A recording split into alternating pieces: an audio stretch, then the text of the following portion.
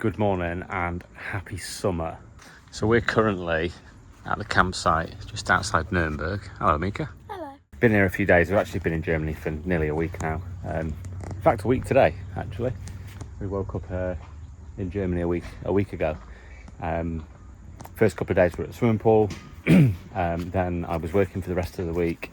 Mika was with her mum. So we didn't really film anything. In fact, we just filmed a couple of snippets, but not really sort of making YouTube videos for you guys.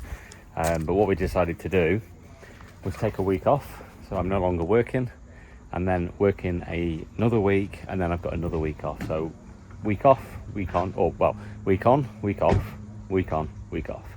So that's where we're up to, yeah. But we're here at this cool campsite. Lovely German family next to us there. Chatting to them yesterday.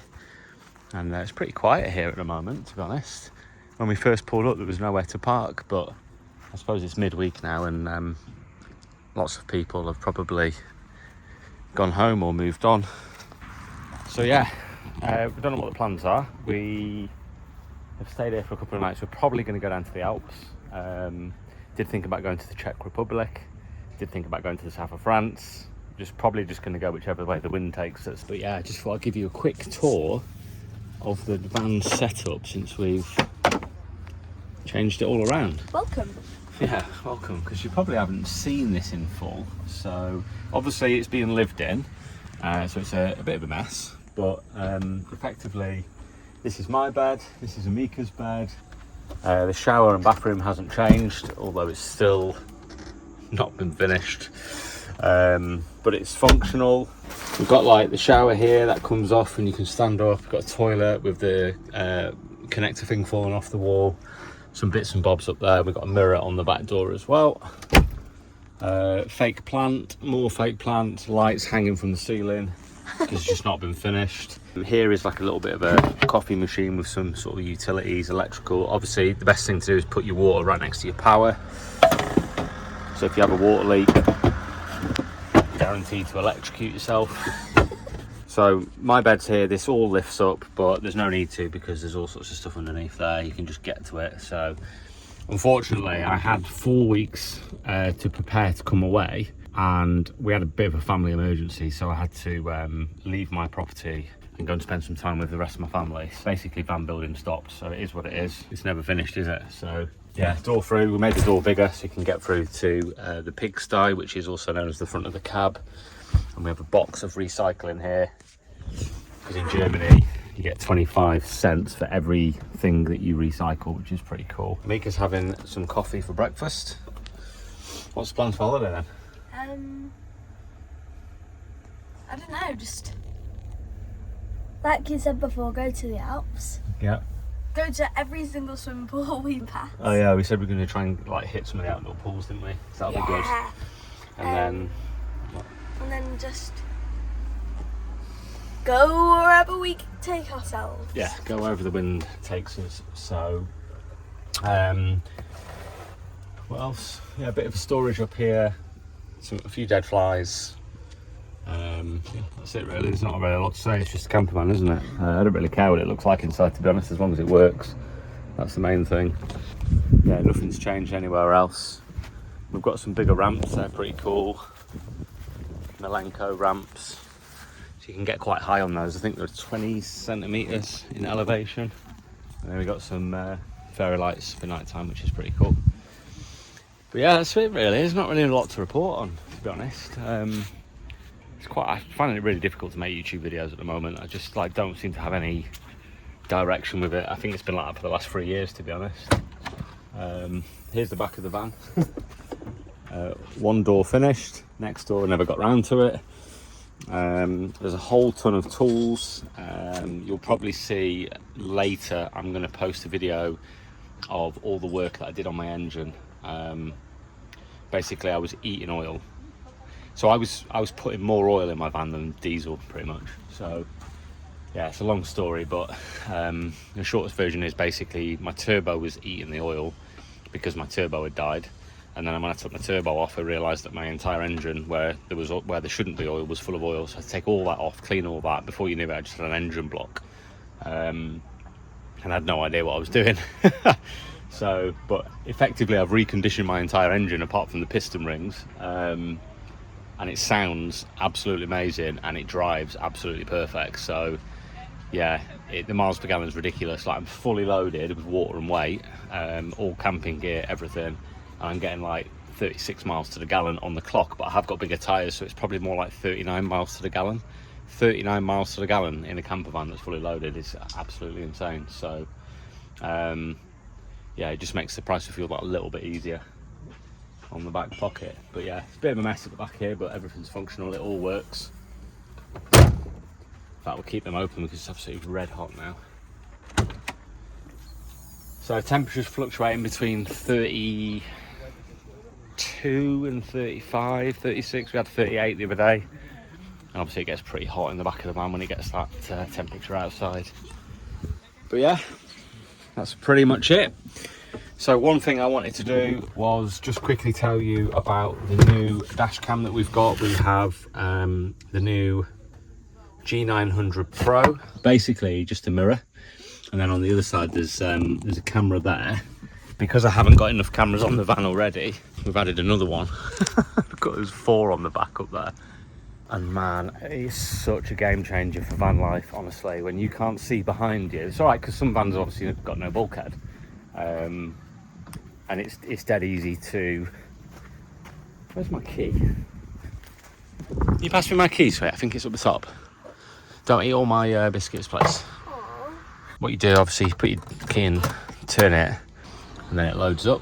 So I just wanted to share with you some footage that I've taken so far, both with the front dash cam and the rear camera. First off, the main reason why I got this camera is because of the blind spot solution it provides. Anyone with a camper van knows that without a rear view mirror, it can be pretty dangerous. People often have cupboards, bedding, and all sorts of gear blocking the rear view. So even if you do have a minibus that you've converted with a mirror, it can also be quite difficult to see behind you. Or if, like me, you have a solid bulkhead, you've got no chance. The G900 Pro fixes that completely. It gives you proper real-time rear view, like having a window where there isn't one. This makes motorway driving less stressful and parking effortless.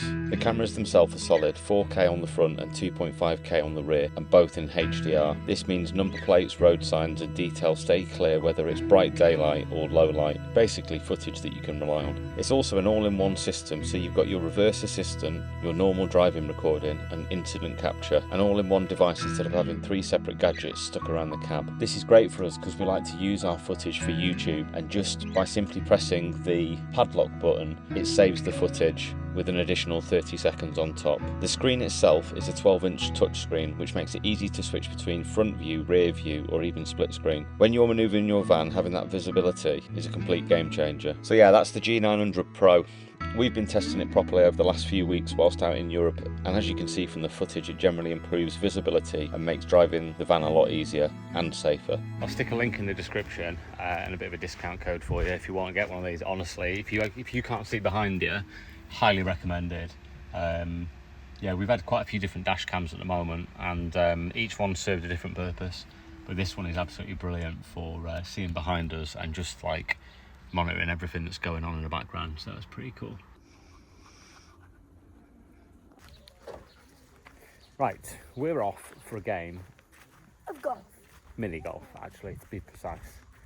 But before we do that, let's show you how we got to Germany. We made it to Dover. So we've just been to a van show, but we didn't really film anything there because, well, obviously the belt that I bought was rubbish. The tensioner failed, which nearly destroyed the engine. So we arrived late on Friday due to not van problems, but like sorting the van out. And then all day Saturday, just on the van. So I think it was like 5:30, 6 o'clock, where I was like, and I smashed a load of ciders and a load of mead as well. I've never had mead before. That's well tasting. We'll be getting some more of that. Maybe honey. Guess who's got a sweet tooth? So we're here. What are you laughing at? You? Okay, fair enough. So yeah, we're here. We made it to Dover. I just want to say, like, Luke is probably not going to watch this, but if you do watch this, Luke, honestly, mate, thank you so much yesterday for helping us out. Like, he just walked past and was like, lads, do you need a hand? Like, I've been doing this for 25 years. And he actually sorted out a timing belt on Wednesday for the same vehicle. So yeah, he was under there for 35 minutes, I think, and he was done and dusted. So, yeah, super thanks. This van is absolutely mint. I think some of the things were slightly out anyway from the work that we'd done, but they must have been slightly out anyway because it sounds completely different.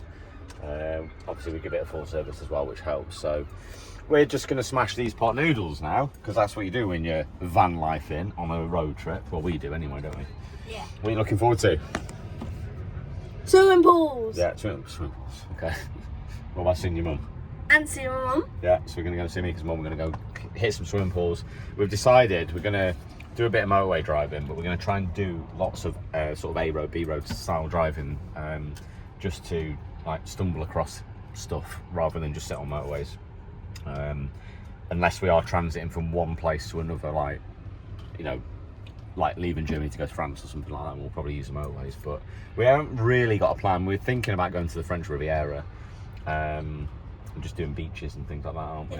Because I've got quite a bit of leave to take, so I'm going to be working quite a lot. So there'll be times where I probably won't film anything, but when we do take annual leave and we are having some fun, we'll get some videos made and show you where we are and what we're up to, won't we?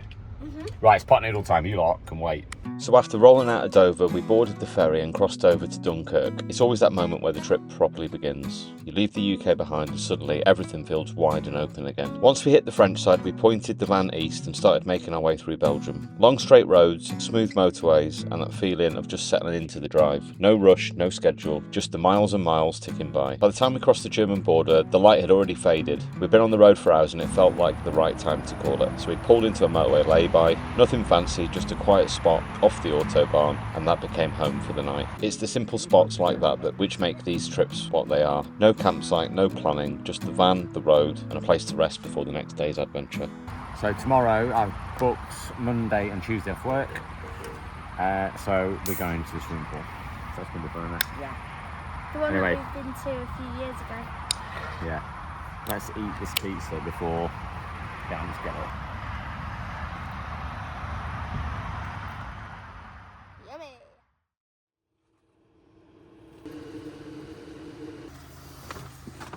Another day, another lay-by. So we made it into Germany last night. It was a bit of a push. We got here just after midnight. So far, no leaks, no performance issues, drives beautifully. Sounds good as well. So we're going swimming. Taking a couple of days off work and we're going to go swimming. We rolled out of our overnight stop just after breakfast, the road stretching ahead through the quiet German countryside. There's something quite familiar about this part of the world for me, a pull I can't quite explain. As we got closer to Ramstein, memories of my childhood started bubbling up once again. Long summer days, the smell of chlorine, and hours spent at the outdoor pool just off base. Today I'm bringing Amika back to that same pool again. The very pool I used to live at when I was her age, back when Germany was home. It's strange how life loops back around. Different decade, different chapter, but the same water, the same sky, and the same feeling. And this time, I get to share it with her. I'm so excited. Huh? I'm too excited. It's really hot. Huh? I said I'm hot. Me too, I understand how you feel. 32 degrees. Whew. And it's Not not for a even, British person. it's not even the hottest part of the day yet. You're excited? Yeah! So if you've been watching the channel, you'll know that so about 3 years ago we came here now, but this is where I used to come as a kid. Other side.